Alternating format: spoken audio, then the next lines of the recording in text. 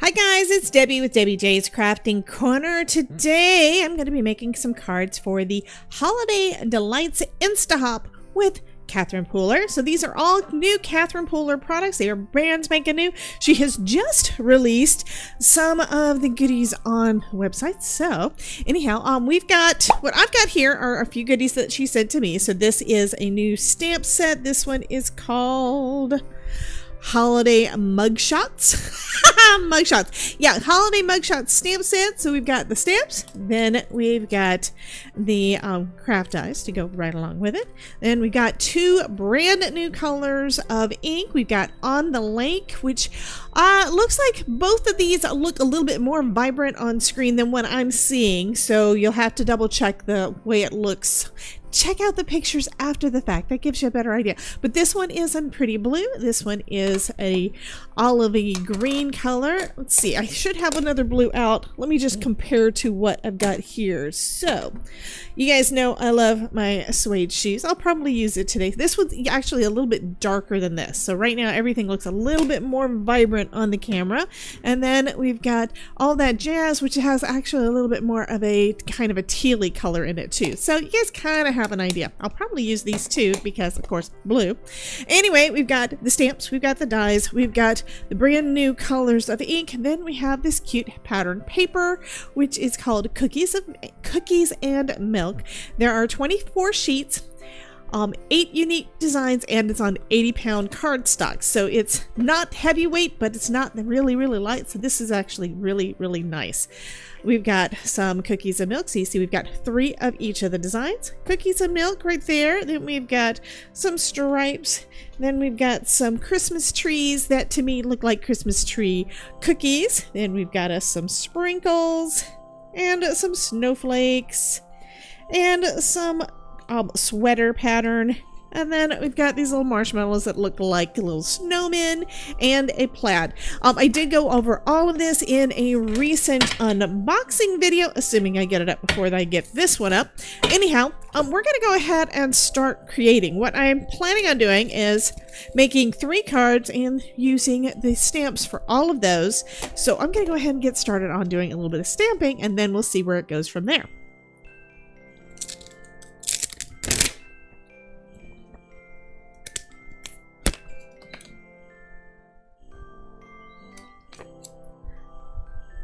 So I'm going to start off by stamping everything out in some VersaFine Clair. And I'm stamping out all of the little cocoa mugs. These guys are super cute. Make sure my paper is down in the corner in case I need to restamp.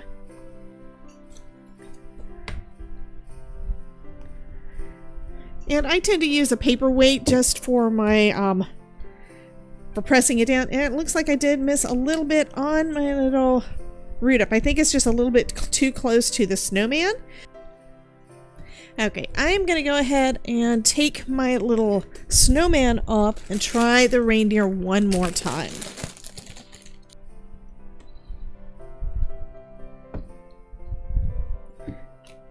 Okay, so now we've got a little extra ink, probably a little bit too much, on my little reindeer because I put so much on that last time. But this is going to work out fine.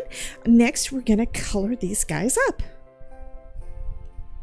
Actually, before coloring them, I am going to go ahead and heat emboss. That's one of the nice things about the VersaFine, is that it is pretty much a wet ink.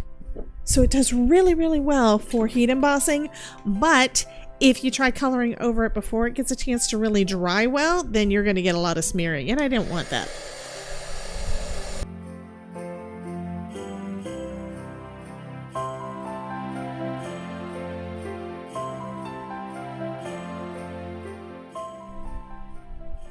Today I'm going to be using my Spectrum Noir markers for all of my coloring, and for the whites I'm going to use my, grays. I'm going to use the BGR1. It's kind of a light gray, and this one might be a little bit dry. I'm not 100% sure, but I figure this is going to be good for that little bit of shading that we need around the edges of all of our white bits, just to make it look a little bit more dimensional, right?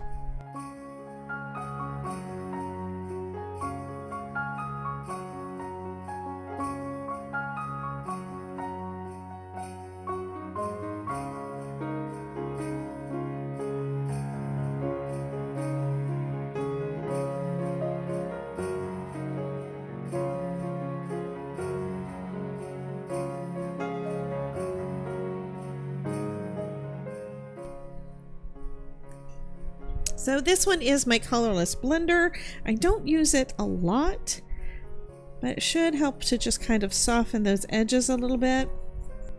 Okay, I'm gonna say that that is good enough, and I'm gonna go on to the rest, because one thing with this is like you can't really see it, but it does need to dry a little bit. So I'm gonna go on to the next one. I'm gonna say let's do the same kind of thing with Santa over here.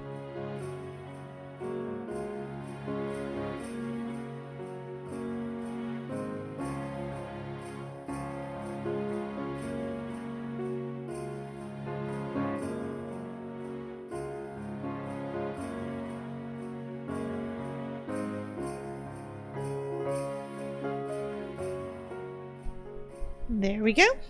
For the foam or the frostiness, for that I'm going to use a different marker. I'm actually going to use the BG1. This one is a bit of a warmer color, so I'm going to say it's going to be kind of like a little bit of toasted frosting on there, you know, and I'm not going to use it a lot.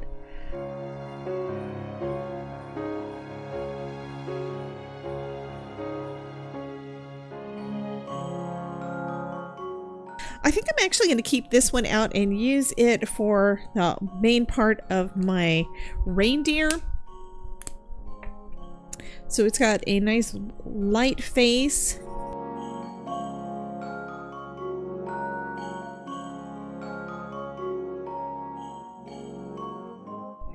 Not sure I like that one. I may go with a different color family, and let's see what the RB1 looks like. Yeah, I think I like that one better. So I'm going to come in with a little bit of that along the edges. So you don't have to stay with Spectrum Noir anyway. You don't have to stay with the same color family. Sometimes they blend really well with other colors. So you just have to experiment.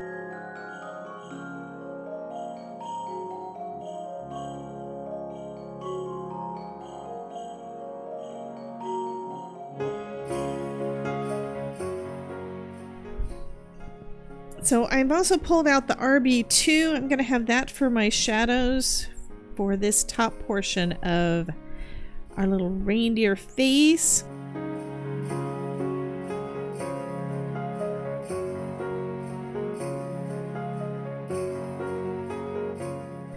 And I think that one is mostly done, but since we've got some stripes already built into the handle, I'm just going to do that with these two darker colors of the RB1 and 2, just go alternating. So they'll be about the same, but there will be a little bit of variation. And you guys don't have to do that. That's just what I did. Now I'm going to see what the next color in my RB... Like I said, I swatch these out every time I use them because I forget. So this one is a little bit darker. And I'm going to use that for my antlers.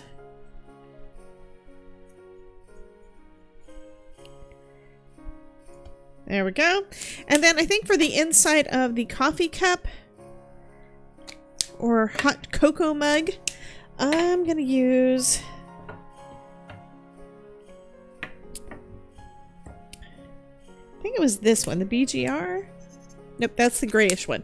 Let's go with the BG1, which is the same color we did for the face. I'm going to just add that in as the inside of our little mug, and our little reindeer is done. And since we've got this out, I'm going to go ahead and color up my little...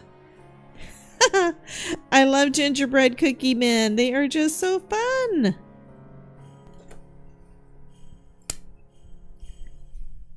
Okay, so my FS4 looks more flesh toned to me, so I'm going to come in with that one first.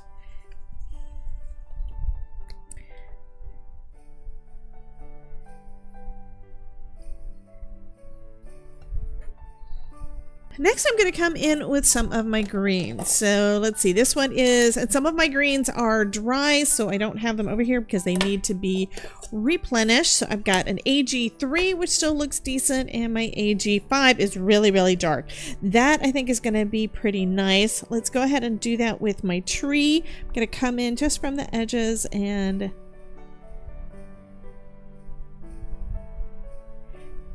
add a little color there with the dark. And these are, since these are coffee mugs, you don't really have to do all of the blending like what I'm doing.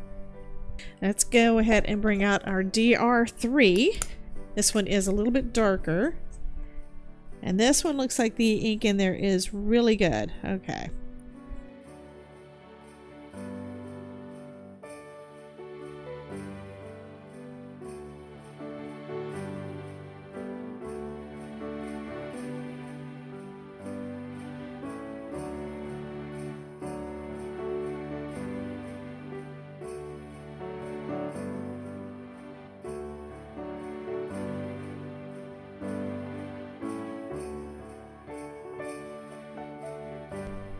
Okay, so that's going to be about it for that one. So let's see how this marker's doing at this point. Okay, it looks like some of the color is coming down, which is good. And let's see what it looks like. See, I don't want it to be too dark, so I do have both ends of my marker open to let it flow a little easier. And it looks like I'm going to need to let it sit a little bit because there's not quite enough ink down at the bullet nib. And it looks like I do need a little bit of a darker color anyway for the shadows on my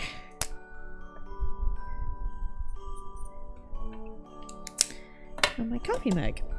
Okay, so DR4 and 5, I mean 5 and 6 don't look like they're quite dark enough, so let's go in with the DR7, I think, which is really the dark one.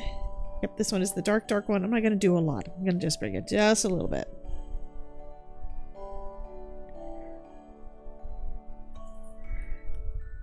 That looks better, and then it does need to be blended out. So again, with the DR3.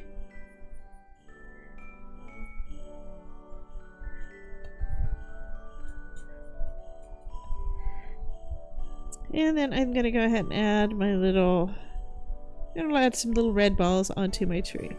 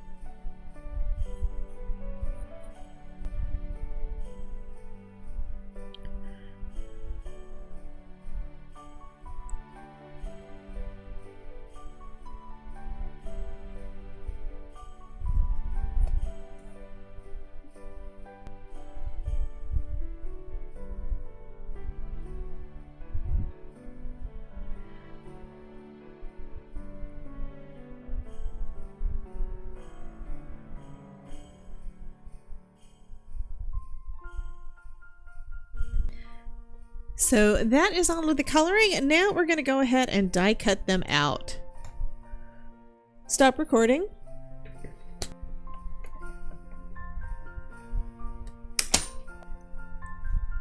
So one of the things I really want to try out is this embossing powder. This is a sample based on Catherine Pooler's On the Lake. So it's got a little bit of blue that goes right along with this. So to intensify the blue, I don't really have to, but I think I'm going to do actually a couple of them. First off, I'm going to do one using the new Catherine Pooler ink. Oh, that is lovely. So next I'm going to go ahead and heat emboss that in this new color, assuming that this is still wet enough. But since it is WOW embossing powder, I should not need any kind of anti-static tool. As long as you keep the ink, the powder in, oh, that's pretty. But as long as you keep the powder in the box, you should be good. And this is a glitter, so I am definitely going to be heating it from below. So now I'm going to do the little snowflake and and our sentiments in just clear embossing ink with that pretty embossing glitter. Let's see what this one's going to look like. As I was cutting them out, I realized that at least one of the sentiments that I did initially with the ink didn't actually emboss, so I started that one over and did an extra. So this one, these three rather, are ones that I use the On the Lake ink and the On the Lake sparkle glitter, yeah, the glitter embossing powder. And these are the ones that are just with the embossing powder and some clear embossing ink, but I think they're all gorgeous. Anyway, I'm gonna go ahead and start assembling some cards using some of the cool pattern papers. Now this one with the little snowman I think would be really cute with our little snowman.